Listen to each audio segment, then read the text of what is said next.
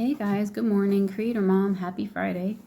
So I'm reading in this book and she's touching on the exact same thing that I was like receiving in my meditation a while ago about wanting something, like you want something but you don't want it. You know what I'm saying? Like you want the end outcome. Like for instance, if you're going through a divorce and you have kids, right? Like and you've been through a kind of like toxic situation, it's like, I want divorce. I want to be free from this person. I want this divorce. I want this, get that divorce certificate in the mail. But you notice that you're hanging on to fears surrounding this goal. I kind of see it like a bullseye.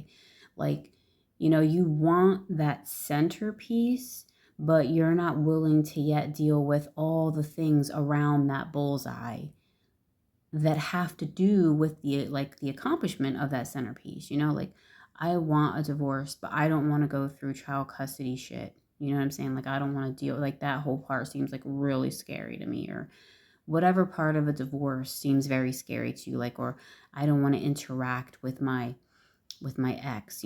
That's just seems so scary to me. So we have to look at these fears in the face and find ways to accept or come to terms with the fact that with this target goal that I want, that those things will change too. That those things will need to be addressed also, and not to be afraid of them. To kind of just like surrender any fear about them and just come to terms with and say, you know what, I'm ready. Fuck the bullshit. I don't care what happens. I'm just going to believe everything is going to work out harmoniously, kind of like change your mindset in a way about those. Because as long as we're locked into fear about the changes that are going to come with the thing that we want, then I don't think we're going to get the thing that we want. I think that may be kind of like how it works, because it was funny for me the other day, what I was saying a while ago, whatever, like last weekend or something. I was focusing on like, I want this divorce, right? But then I realized this when I came to this realization. I'm like, oh my God, I'm afraid of these things. I'm like, I need to deal with these fears. And I feel like I did shift. I feel like I had a really big shift because I was like, I want it. Like, okay, I'm serious about it now. And literally, I swear to goodness, my lawyer ghosted me for fucking like 8 months. Like literally, I thought like this dude was just, I thought he ghosted me. That's it. I have to find another lawyer. I even started like looking for other lawyers. And literally the day after I cleared the fears, I made a video about this already, but the day after I cleared the fears, my lawyer contacted me. What a coincidence. It's insane, right? I mean, he could have contacted me like the day before I cleared my fears. I don't know, like the freaking literal day after being ghosted from him from like 8 months, I hear from this guy. And I'm like, what the hell? I even literally went to his office, knocked on the door, nobody there. I mean, I was completely, totally ghosted by him. It doesn't matter what the reasons are. The reasons are he never responded to me after me reaching out to him ever throughout this whole time. But the day after I cleared my fears and I was ready to accept whatever changes comes with the fact that I want this divorce, boom, he emails me. So, that was kind of like a mind blowing coincidence. So, anyways, and now I'm reading and she's saying the same thing. She's saying that, look, but this is in reference to money, okay? So she says, did I lose the page? Hold on a second. Change is scary, right? Okay, let's talk about money. She says, there are people who hold on to poverty and fear of money. Well, why would anybody fear money? Because we fear the changes that will come with having money or having a lot of money. All right. Like she says, it's because they are so used to where they are and they have become comfortable with it. Change is scary. because the unknown is uncertain. The longer a person gets used to a situation, the harder it is for him to change. Also, people know that with money comes a huge responsibility and lots of challenges. Some people are just not willing to face that responsibility or that challenge. So that hit the nail on the head for me. I was like, yes, this is exactly what I felt in my meditation or whatever, what I was being told.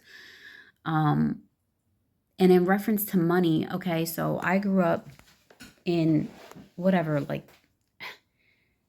my mom was on housing assistance, right? Section 8, right? And we lived, but we always lived in like a decent like neighborhood, thankfully. Like she kind of always was like focused on like us not living in the ghetto. You know what I'm saying? In the ghetto. Whatever. So she wanted something just a little bit better, like a little bit of a step up. And so we lived in decent neighborhoods. So we had housing assistance, but we didn't live in like a housing project or anything. It was the voucher that you can choose or find an apartment. So my whole identity or my whole upbringing was you do everything you can to stay on housing assistance for as long as possible.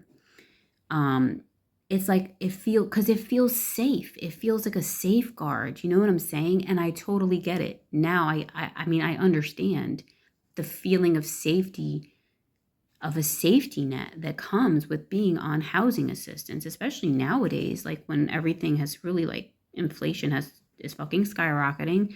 And guess what? We're never moving backwards, guys. Ever. We're never gonna go back to $1.25 for gas. Things are only gonna go up and up and up and up, okay? From here. We ain't going back. We can only go through. So, all right. So the idea is you stay on that shit for as long as you can because it's beneficial. It helps you. It helps you, or you think it helps you. And then what people do is if you can be on housing assistance but find a way to still work and make like you can work a job but also find a way to get some cash or money under the table. This is what people do, you know what I'm saying? If they can get some cash under the table, they can find a way to get ahead, you know what I'm saying, like financially speaking.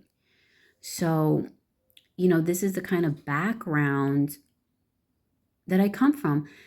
And I never really sat back to really think about how hard that influenced me. I didn't think that I really didn't take any thought to it or think that really like had any influence in me, but I guess it does kind of like get into your psyche a little bit. You know what I'm saying? Like because I remember when I was like a teenager, like 16, 17, and the high school I went to, you pick a trade. So I got certified as a CNA, a nurse's assistant, which to me is like one of the worst jobs ever, just saying, but it's all right. Anyways,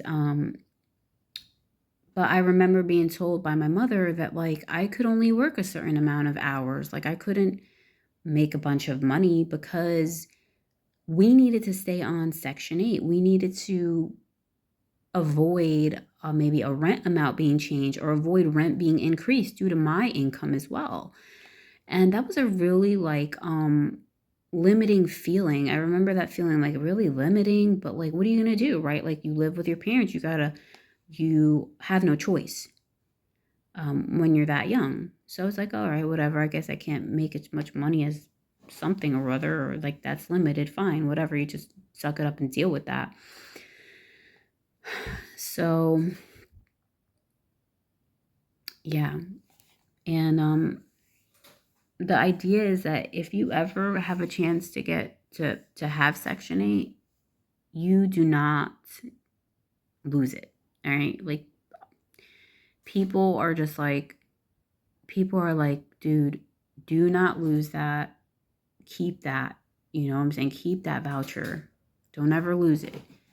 Because it's seen as like something highly valuable, which I see and I understand. It is. It really is. It could really be a major help for people, okay? But at the same time, I also see how limiting it could be in a way. But like more money. Okay, so say we have Section 8, but we want more money. We want more in life. We want to operate in our gifts and talents. We want to generate a higher income, because we're just sick of like just having enough. Like, we're just sick of like barely getting by, like these terms, which I don't subscribe to. But I'm aware that these things exist. You know, all these terms, I'm scraping by. I'm barely making it. I'm just making it by the hair on my chinny chin chin. You know, we just barely have enough to like meet everyone's need, you know? But we don't really have a lot extra for enrichment, right? Enrichment and really thriving and fucking horse lessons or whatever. Like, you know what I'm saying? Just shit that would really bring good enrichment to your life. You know, it's like, okay, we got the survival and basic needs covered, but it's just like, oh, if we fuck with this delicate balance, we might really mess things up. You know, we can't risk, you know, making more money and then all of our expenses going up, you know, like the rent and everything like that.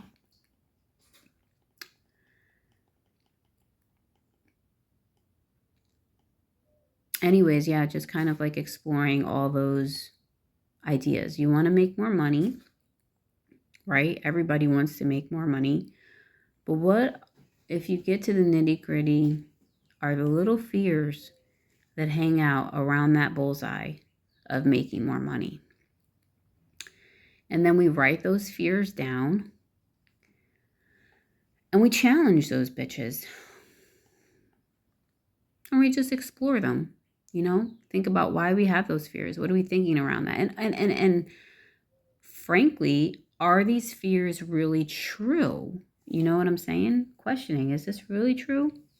Is this just like an assumption? So that's kind of like where I'm at. And I'm glad that I had a deeper understanding of this realization around dealing with the fears around what I want. Because you would think that people would think, well, I want this. That's it. Well, if you're not receiving it or something's going on, you have to dig into what you're thinking about that thing. You may want it, but you're fearful. You might be fearful about something, about a change that will come with it. All right, guys, that's all I wanted to share for today. Have a wonderful Friday.